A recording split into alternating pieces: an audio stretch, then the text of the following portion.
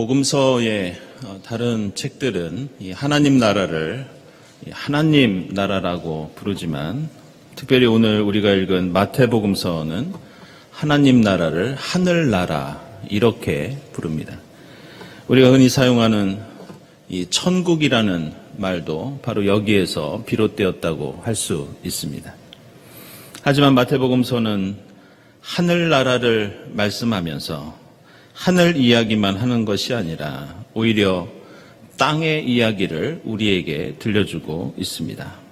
땅에다가 씨를 뿌리는 사람의 비유, 땅에서 자라나는 밀과 가라지의 비유, 역시 땅의 겨자씨와 누룩의 비유, 이 모든 하늘나라에 관한 말씀이 사실은 땅에 관한 내용을 갖고 있습니다. 그것은 오늘 우리가 읽은 비유들도 마찬가지입니다.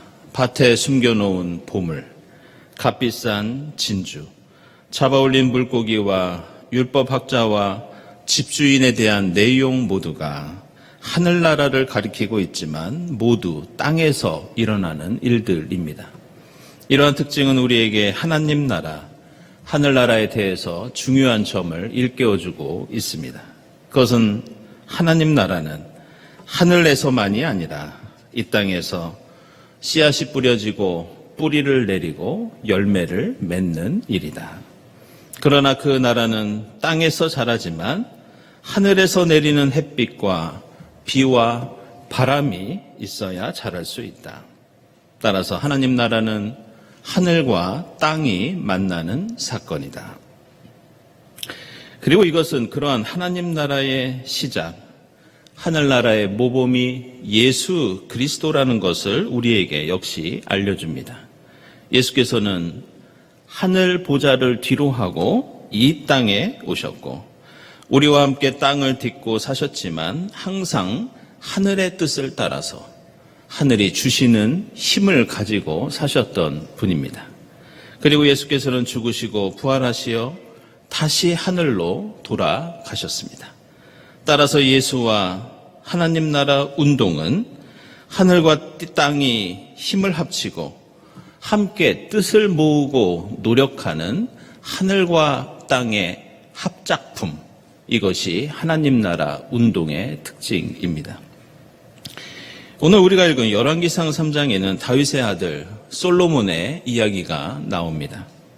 아브라함과 이삭과 야곱이라는 이름이 믿음을 대표하는 상징이라면 다윗과 솔로몬은 이스라엘의 정치, 경제, 사회, 문화, 다른 무엇보다 신앙의 전성기를 가리키는 그런 표현입니다. 그러나 다른 한편으로 솔로몬이라는 이름은 이스라엘 역사에서 몰락한 왕의 대명사이기도 합니다.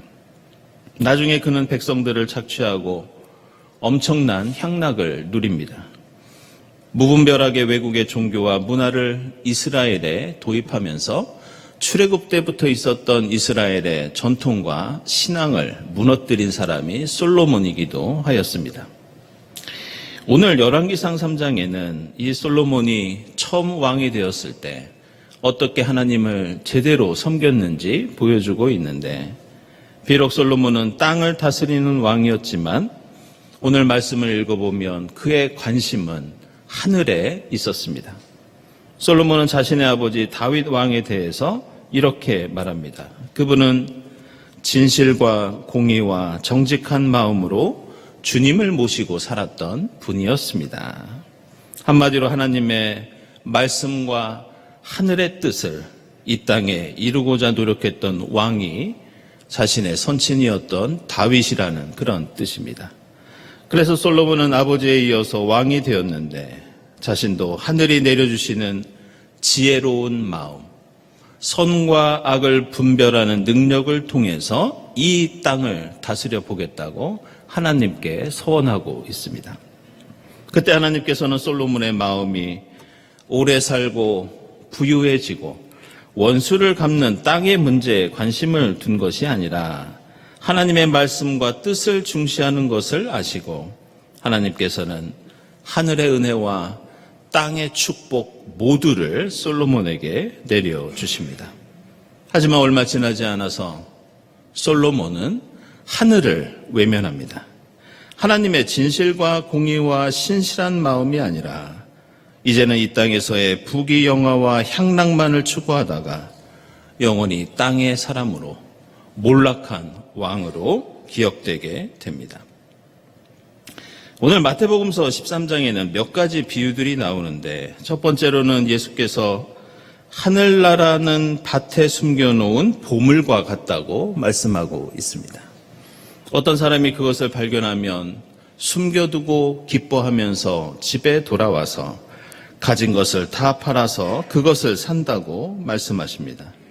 두 번째 비유는 어떤 상인이 좋은 진주 하나를 발견하면 역시 가진 것을 다 팔아서 그것을 사는데 하늘나라가 바로 그런 행위와 같다고 가르쳐 주고 계십니다.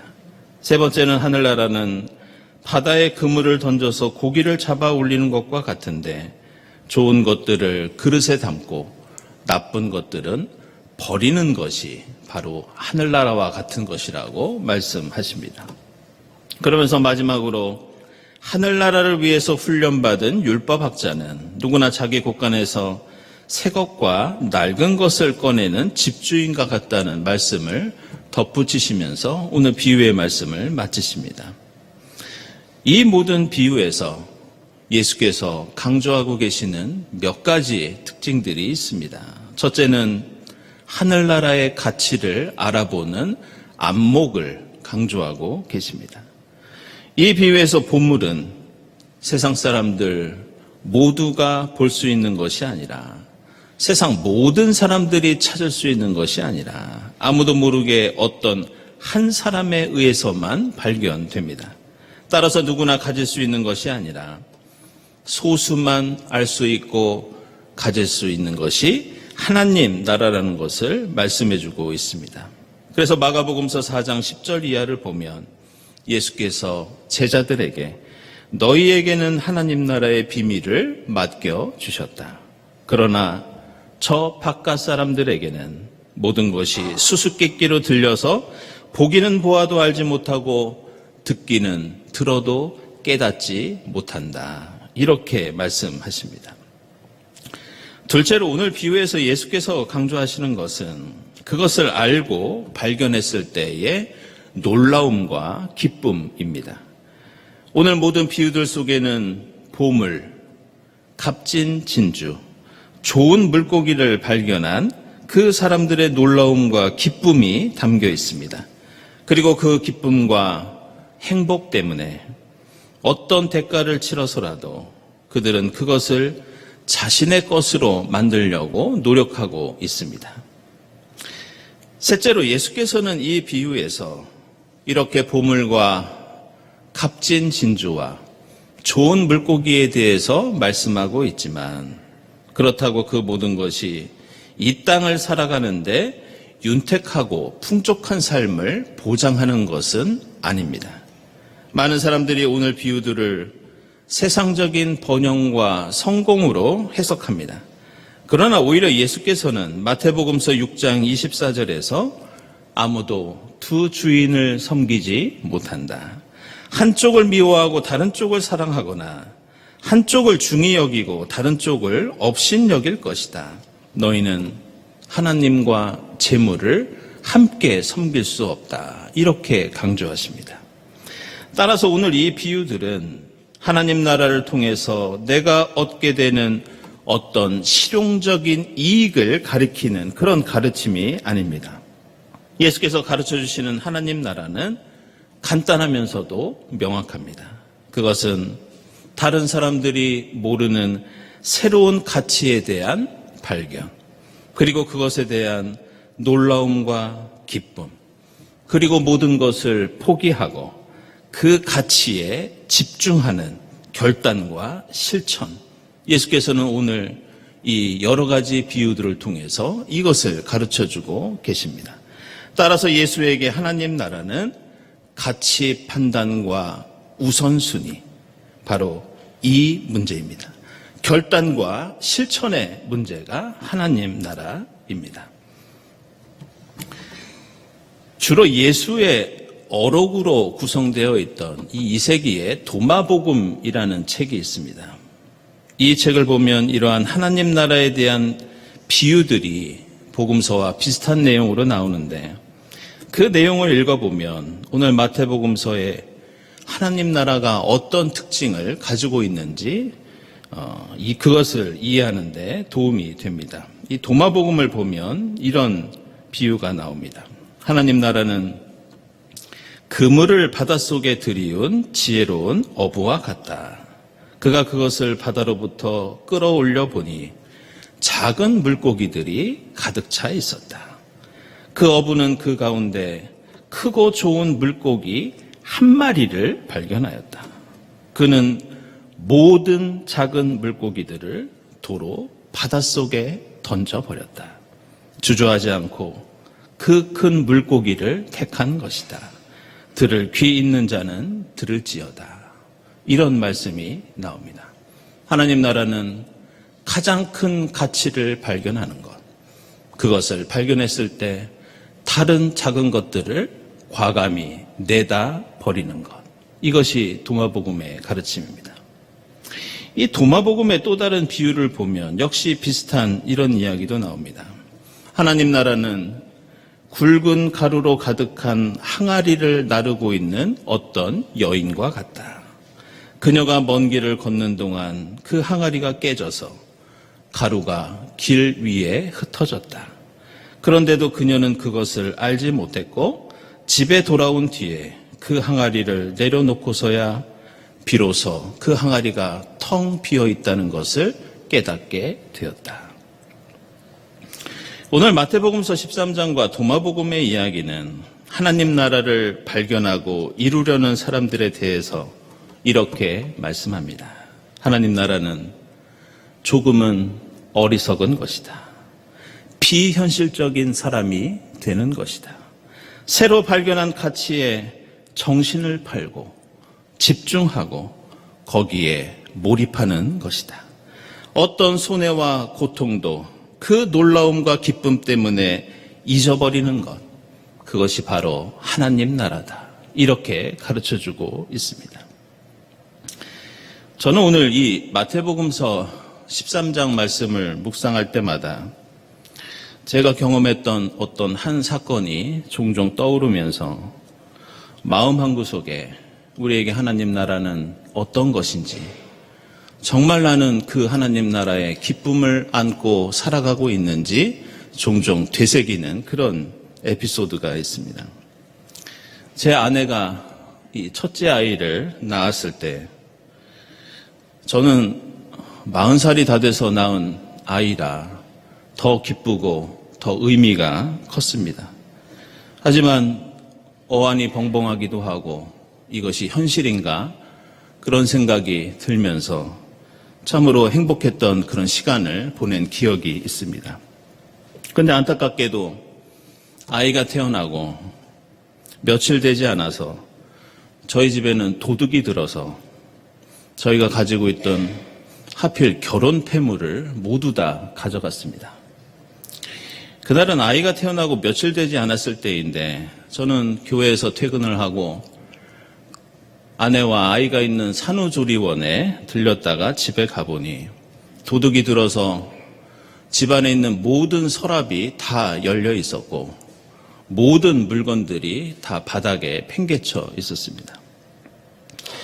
그런데 물론 많이 놀라고 당황스러웠지만 지금도 제가 이상한 것은 그때 제 기분이 그렇게까지 나쁘지 않았다는 겁니다.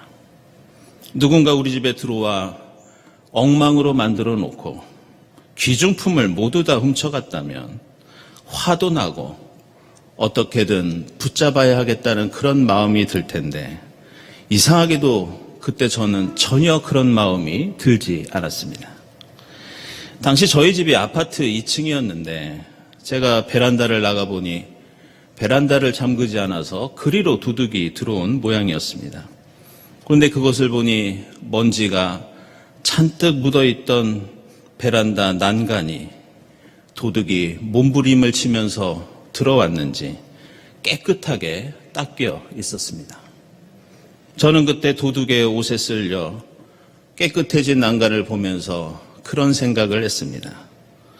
이 사람도 이 땅에 태어났을 때는 가족이 함께 기뻐했을 텐데 이제는 남의 집을 훔치고 다니는 도둑이 되었구나. 참으로 안 됐다. 이런 생각이 들었습니다. 며칠 후에 그때 당시 사역하던 교회에서 수요 예배를 인도하는데 그때 마침 나누었던 말씀이 공교롭게도 오늘 우리가 함께 읽은 마태복음서에 밭에 숨겨놓은 보물의 비유였습니다.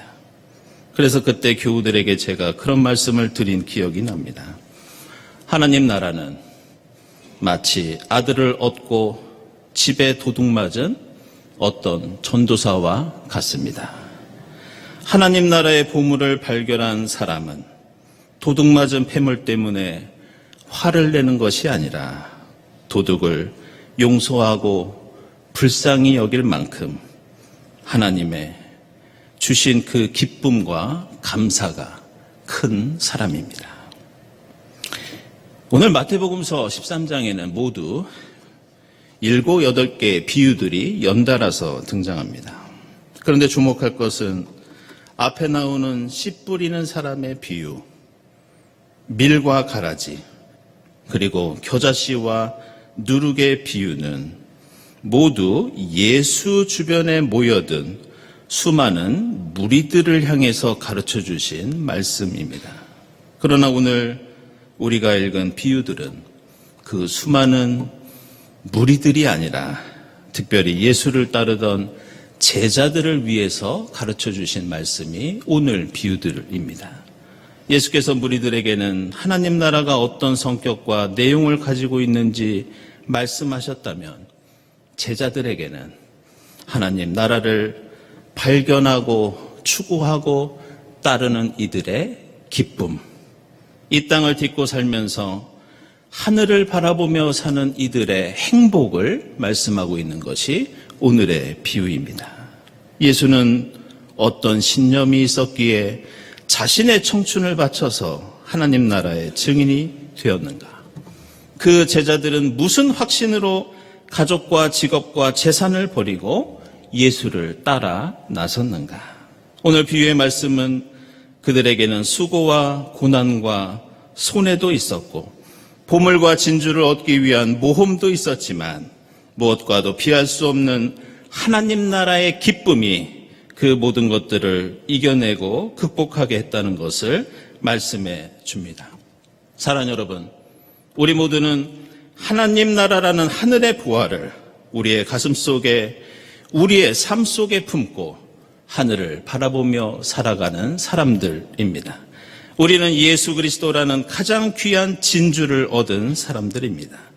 비록 현실 속에서 하나님 나라를 이룬 것이 손해가 되고 우리의 삶에 고통이 따르고 어려움이 있더라도 그 보물의 행복과 기쁨으로 이겨낼 수 있기를 바랍니다. 아브라함은 하늘의 별들을 보며 본토 친척 아비집을 떠날 수 있었고 예레미야는 심장에 불타는 하나님의 말씀 때문에 그 많은 고난을 이겨낼 수 있었습니다. 모세는 호렙산에서 만난 야훼 하나님 때문에 이스라엘 백성들은 하늘과 땅을 이어주는 불기둥과 구름기둥 때문에 거친 광야길을 걸어갈 수 있었습니다. 사도 바울은 다메섹 도상에서 값진 진주 같은 부활의 예수를 만나 평생 하나님 나라를 위해서 달려갈 길을 달려갑니다. 비록 주님 나라를 위해 사는 것이 이익이 되지 않고 고난이 되더라도 예수보다 더 귀한 것이 없다는 것을 깨닫고 용기를 낼 수 있기를 바랍니다. 세상에 썩어질 것이 아니라 하나님 나라의 그 가치와 기쁨과 놀라움이 여러분들을 사로잡는 성령 강림의 절기가 될 수 있기를 바랍니다. 기도하겠습니다. 하나님, 세상 그 어떤 것들보다 주님을 따르는 기쁨과 보람이 저희 가운데 충만하게 하옵소서. 이 땅에 썩어질 것을 버리고 하나님 나라의 보화를 가슴에 품고 온전히 주님과 동행하는 저희의 삶이 되게 하옵소서. 예수 그리스도의 이름으로 기도드리옵나이다. 아멘.